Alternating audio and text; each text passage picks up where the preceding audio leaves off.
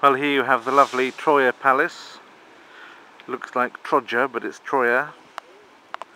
And out there's a little, like, I don't know, it's not really a labyrinth because it's not high enough hedges to be, but it's a nice classical garden, another one in front of it.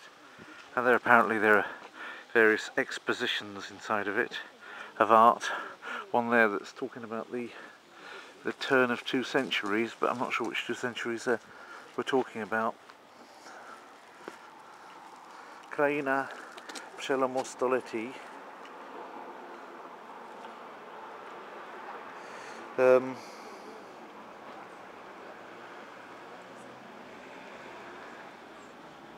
Yeah, I suppose it's talking about the turn into the 20th century and the 19th, I suppose. But anyway, that's what this is. But I didn't come to visit it. I'm not a great one for old castles. You know, I'll go on them if they're on the itinerary of a conference or something like that. But it's not my first port of call. Maybe, you know, if I'd exhausted other things, I would go there. But I have unfinished business over here, ladies and gentlemen. As you'll be aware if you've watched the whole My Prague Vlog series, of which 4 earlier chapters were dedicated to Prague Zoo, and I still didn't finish. That was actually 14 months ago, or 15 months ago. That was back in, I think, June of last year, 2010. Now we're in October 2011, to be very precise about it. We're in the 22nd of October 2011, and I would like to show you the things that I didn't get to show you last time, for the simple reason that because of my methodology of filming around the place, I ran out of film. I quite intentionally film so that you have continuous coverage when I go around a zoo. Everybody else just focuses on their favourite animals, like this collared dove, except for that's not a zoo animal, and film them, and then they probably cut them all up and just show you the highlights, which is very respecting of your time, of course. But the thing is, everybody does it that way.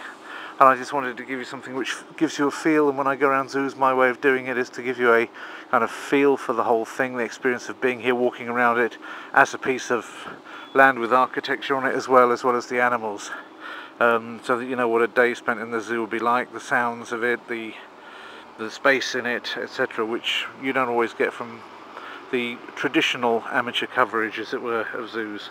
So that's the idea. Here's the Pokladna.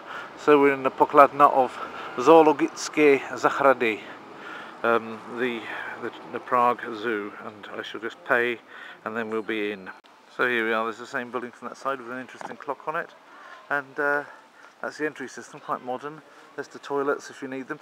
You probably remember that when I got here first last time, we went left. In fact, all that left area, which is nearer to the good old river, as I'll show you on the map, we pretty much covered. I might go there again after the jolly old film is finished today, but that's not what I want to do. Don't want to just do the same thing. Before, you probably remember we saw these things down this end, the sort of southwest end, but we didn't have enough time left. I got up to this point here where there was the old Rozkledna Obora, but I didn't go down past these things here and then up there. So, you know, things like tigers and owls, I didn't show you that. I did see them myself, but I didn't show you them. Nandu, Nosali and what have you. And then the African thing, the sort of area around here with emus and what have you, in the Indonesian jungle, red pandas and aras on the way there, and the island of Lemurs or lemurs. So those were the things I didn't get to show you last time, so that's what I'm going to try and show you this time. And I think what we'll do is we'll walk along here, and we'll get to the point where it gradually leads you up. Pandas apparently in this bit here, which is interesting. This talks about 2 kinds of panda, not necessarily related to each other in my opinion, because that's turned out to be a bear, the giant panda, but put in the same bracket. Traditionally, it's interesting the architecture, how the animals are kept in and don't get out, and yet all looks very natural and uncontrived. Beautiful architecture actually. Lovely looking thing. Of course this comes from China, this animal here, and Tibet, and comes from some place which is actually quite far north and snowy. The Czech Republic's climate is nothing that will cause any major issues. The red panda, so they don't have any particular heated premises for them. But at the same time, today they're not necessarily in evidence. Usually they're up a tree, which means they're probably inside that one there that's going autumnal colours. But if you come to a zoo, you can't expect to see every animal that they've got, that's for sure. Anyhow, nice contours, nice use of levels in this zoo. Of course we're on the scarp of the Moldau River.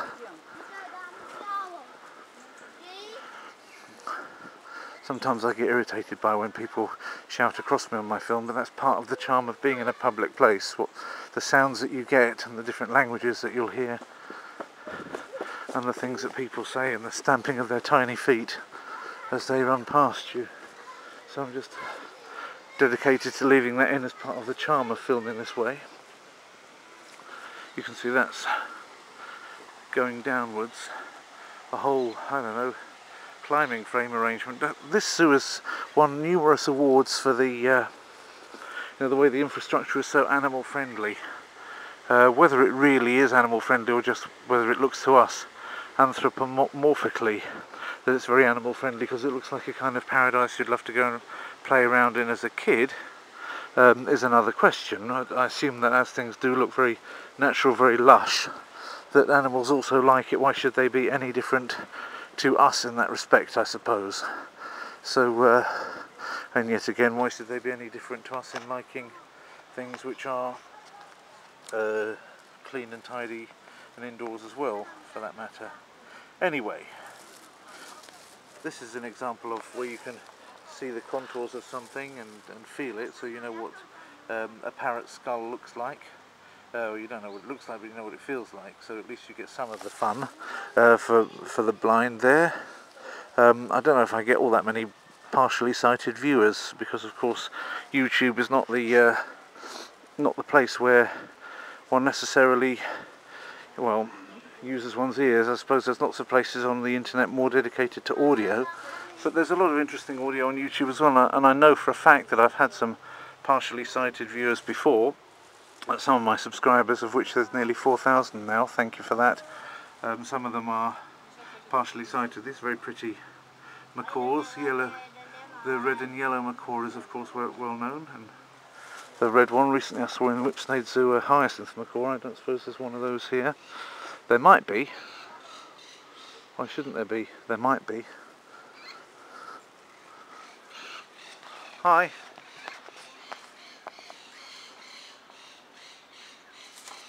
Hello. Are we getting a bit of interaction? Yeah. I'm not giving any food, don't worry. But giving a bit of interaction, how about that? A bit of interaction, is that okay? Yeah, it's interesting, isn't it? You're seeing yourself a little bit on my camera front. You're trying to get towards my bag, are you? I see. Right, well thank you for coming. It's been a pleasure, it's been a pleasure. You going to say something to me? Yes, thank you. Thank you for that. See, you're married. Yes, indeed. Hope I didn't touch a sore point there. Reminding you of your wedding ring. Okay, right then. Yeah. Very nice. And there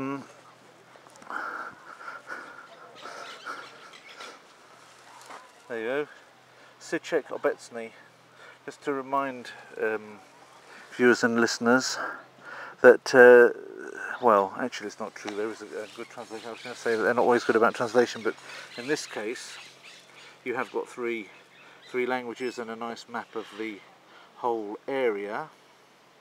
Not all of the information that's in the Czech one is available there, so I'll give you an example. Here we've got the little owl, nests in hollows of old trees, both parents feed the chicks.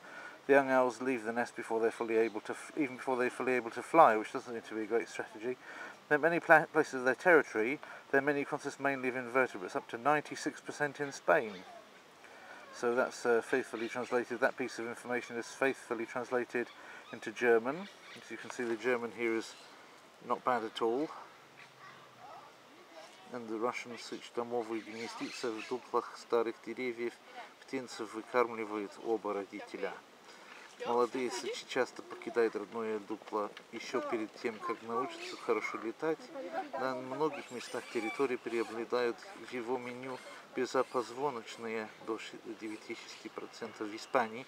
So you can see it's all perfectly well translated, but it's not all of the information. So just the last bit, zajímavosti, which is this bit here, this hnízdy v dutinách starých stromů. That's the bit that's actually translated over there with the 96% in Spain piece of irrelevant facts. If you ever get a pub quiz, what percentage of the little owl's diet is made up of invertebrates in Spain, you'll know the answer is 96%. Okay. If the answer of the pub quiz is 97%, then probably that wasn't the question. You probably received the question, what was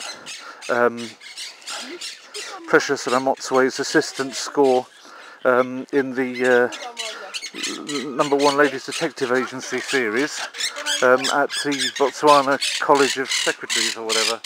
And the answer to that is 97%. That's a monk parakeet, because it makes monkey noises the whole time.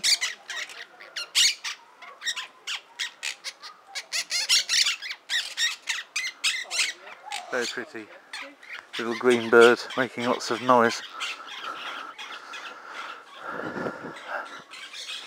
Oh, and there's another.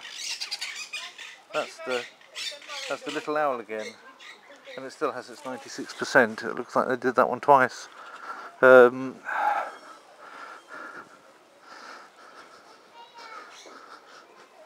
I see. This one's gone off. They're Amazonian, so they found it a bit too cold, so they've been taken off to some heated place behind the scenes to be returned in the spring. The same here. I think Amazon parakeets would have been there normally.